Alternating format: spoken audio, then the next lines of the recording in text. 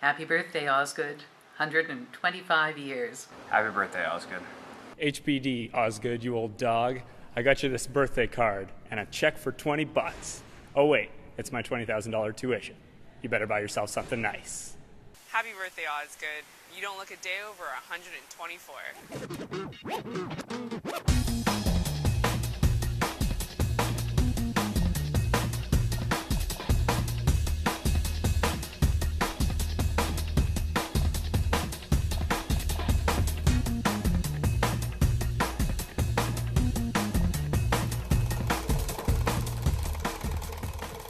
There's a lot about the earliest days of Osgoode that we of course don't know. Osgoode Hall, the home of the Law Society, happens in around 1832 when the building is constructed. But really there wasn't an organized attempt to bring a law school into being before about 1862. And there are three of these attempts between the early 1860s and 1889. But we use 1889 really as the moment of starting this law school, because from that time until today, there has been a continuous law school operated first by the Law Society of Upper Canada, and then of course by York University from the mid-60s until today.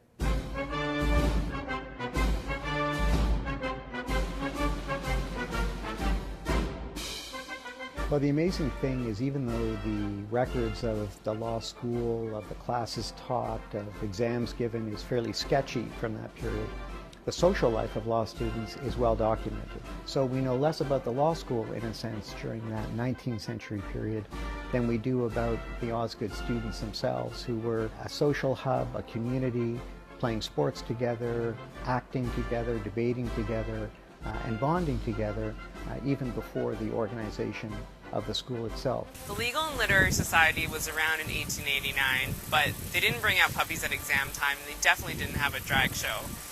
Maybe just a mustache rolling competition. You didn't need a university degree, just a Y chromosome. And diversity meant a bunch of white men wearing different kinds of socks. I think it's significant to be part of the culture here because I'm part of a larger legacy, I think, of people who are trendsetters, people who push the envelope, and I think that means something to me to be in an environment that cultivates that aspiration. I think the first thing is that it's big shoes to fill. That would be the biggest significance for me personally. I chose Osgoode because I wanted a place that was working towards a more just society, and I think seeing the list of people that also feel like this was the right place for them is a lesson in and of itself. I'm trying to remember if we had 57 members in my own class or not, and then we had 5 women, and we called ourselves the Osgoode Women's Legal Society, the Owls.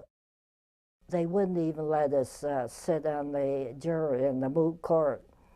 So we decided to picket. So we got little picket signs and we went around and said, we had pictures of gorgeous women and said, won't you rather have this than that, you know? And Judge George Walsh was the lawyer at that time who went very high up in the judiciary. And he ruled that we could sit on the jurors, so we thought that we won our first award.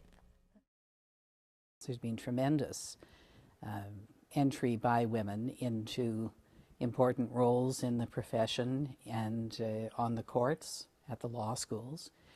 And it doesn't mean that everything has been solved. There's still more to be done, but a great deal has been accomplished in a short time, and that should give us some faith that the issues are worth pursuing. When my father was attending Osgoode Law School, he was also in the Reserve Army of the Queen's Own Rifles, and he was in training at Camp Niagara. And he got rheumatism. And one of his lawyer friends, Irving Himmel, also got rheumatism. My father told Mr. Himmel, that he wanted to do immigration work after he graduated.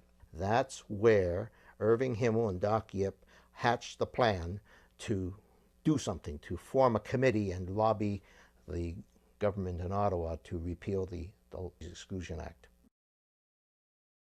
I think it's really remarkable to think how many black students went to Osgoode in the 1950s and earlier, because you think back to what it was like in Toronto and in Canada at that time, and there was so much discrimination. I was articled to the said Mr. Pitt, and he was the only practicing black solicitor in the town. And for that reason, you were drawn to his office, because it'd be very difficult to get into the other offices. Most of these practitioners would be careful not to have black employees so that the clients didn't get the impression, oh, you're employing so-and-so, whatnot. Lincoln Alexander truly became one of the most beloved public figures in the history of Ontario. The late Leonard Braithwaite, who was the first black member of the Ontario legislature, was a classmate of mine and a good friend. Yes, Leonard, I think, was the only black student in our year at Osgoode. I know when I came to Osgoode, I looked around to see who in the room was looking like me, and it was comforting to see that people actually did look like me in the room.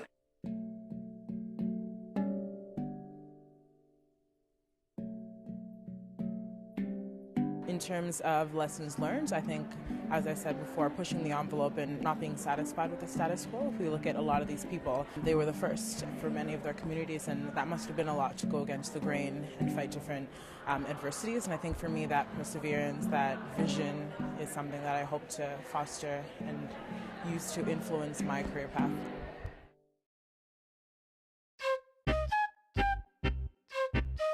Why did Osgoode decide to move to York? Why did Osgoode move all the way up to York? Why did we move up to York? It's so far away! Like, come on. Like, really. Why did we move to York? Why?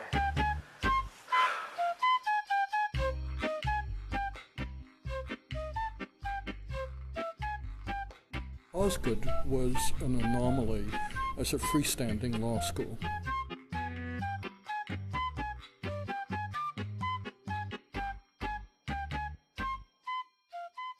From my point of view and other like-minded people, the Law Society was the dead hand of the past. It had a very specific conception of law school as boot camp, law school as a place where you whipped future lawyers into shape. And we didn't share that image.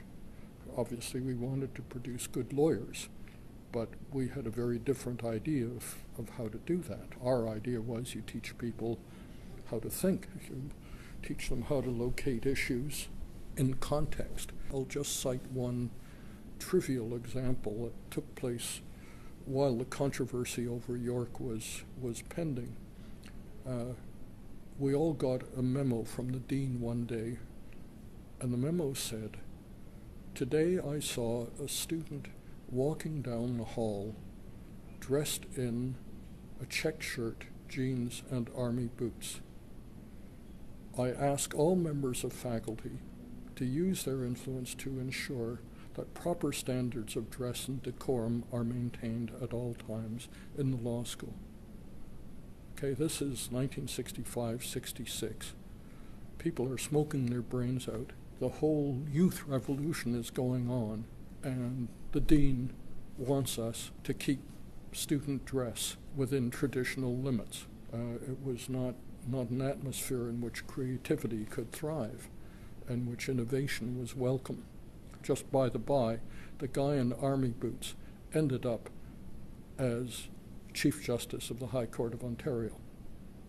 So he wasn't significantly damaged by indulging in what all other young people were indulging in North America at the time.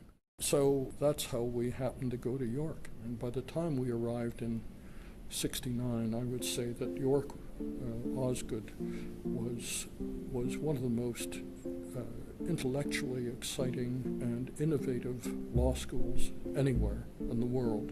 We were doing things that nobody had done in Canada before. I think that's a very important point. We were really setting the pace for Canadian law schools.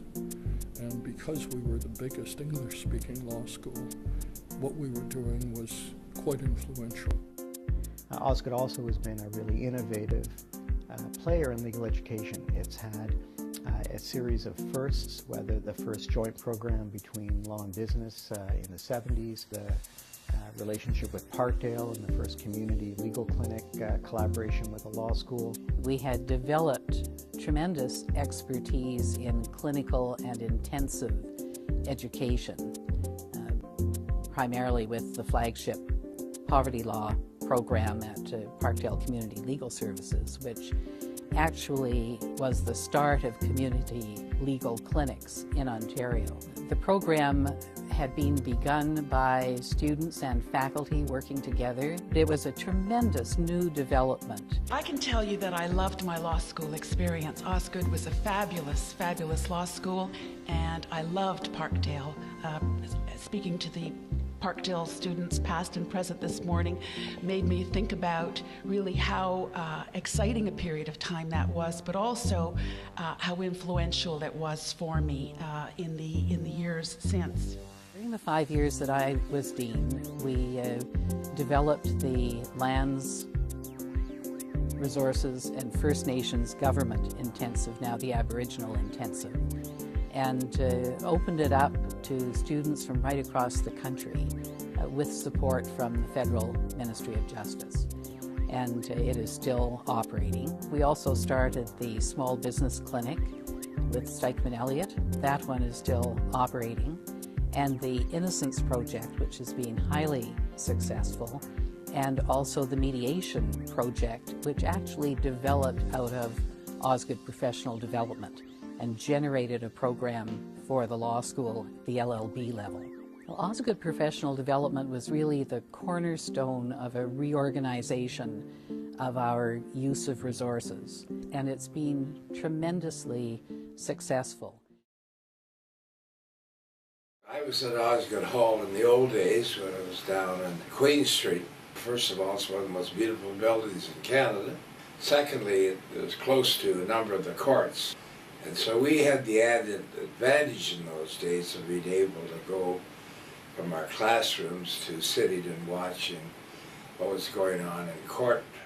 When I came to law school, it was 1969. I came directly from the Woodstock Music Festival. Now that probably means nothing to the younger generation, but to us it was legendary. It was 3 days or a week of sex, drugs, rock and roll, and mud. And I thought I had my fill. When I got to Osgoode, I realized that the next 3 years, I found that the next 3 years would be full of nothing but sex, drugs, rock and roll, and mud, and mud.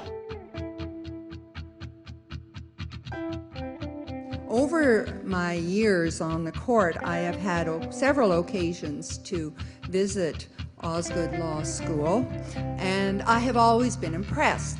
I was always impressed with the faculty, their erudition, their commitment. I was always impressed with the students, their liveliness, the multicultural background and insights they brought, and their dedication to what was to be their new profession. And I was always impressed with the building. It kept the snow out. But those corridors were dark, and walking into this new building today, which is full of sunlight and air and hope, one senses that the conversations will be even richer than no doubt they were before.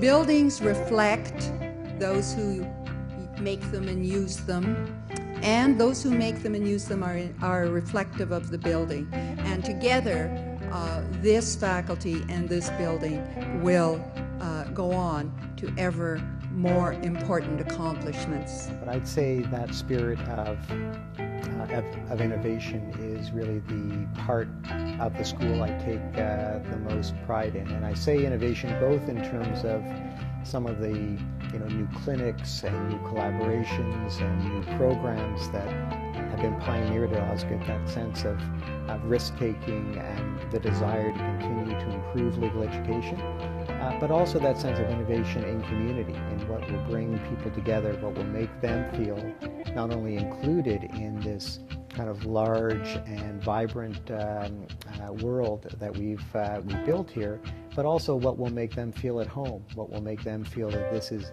their law school individually. Happy birthday, Osgoode, where I've spent so much of my life so happily. Happy birthday, Osgoode. Happy 65th birthday, U of T. Happy birthday, Osgoode. Only 125 years more until I'm out of debt. Happy birthday, Osgoode. Happy birthday, Osgoode! Happy birthday,